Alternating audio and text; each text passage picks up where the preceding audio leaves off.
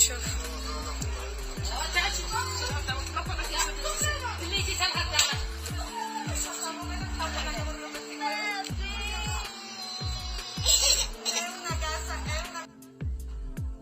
فيديو شنق السيدة لمهاجر مغربي أمام ابنته يثير استياء الجالية في إسبانيا.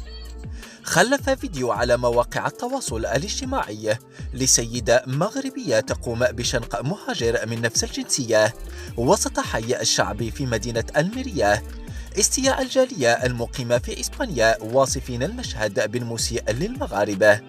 ويظهر الفيديو سيدة تقوم بإحكام قبضتها على شخص كان بمعية ابنته الصغرى، مطالبة من فتاة أخرى لا تظهر في الشريط باستدعاء الشرطة.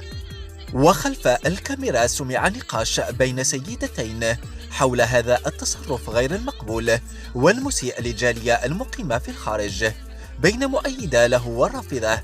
ويبدو أن سبب هذا المشهد العنيف وراءه خلافات حول كراء غرفة في إحدى العمارات المقابلة. وتفاعل المئات من المهاجرين مع الشريط معربين عن أسفهم إزاء التصرفات التي أصبحت تصدر مؤخرا عن بعض أبناء الجالية، والتي تجعل مواطني بلدان الإقامة يأخذون نظرة سلبية عن المجتمع المغربي الذي كان في الأمس القريب من الجاليات الأكثر اندماجا في الخارج.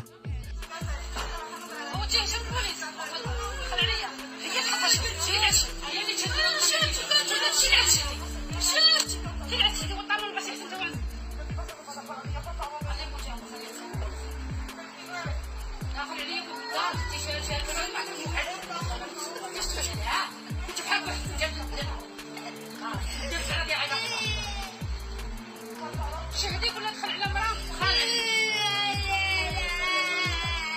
شفتي من طلبوا بنتي قلت خلع وخلع عليا ما تخلع عليك تخلع عليك علاش كتكذبي؟ دخلت عليك ما جريتيش باش تقولي تخلع عليك. انا ساكنه في الكراج، انا كاريه ليا التيه. خذي خايده راه حوايجي فيه كلشي فيه، دخلتي ليه التيه وخرجتي كلشي حيدتي المنشا. سير قلبي مالو ما تحل ليا.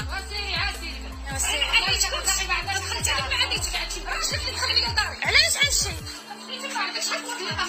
ما عنديش حق نتوما هي كاريه ليا الكراج. ما عمرك شفتي وانت عندك شي رقلتي كاريه لي.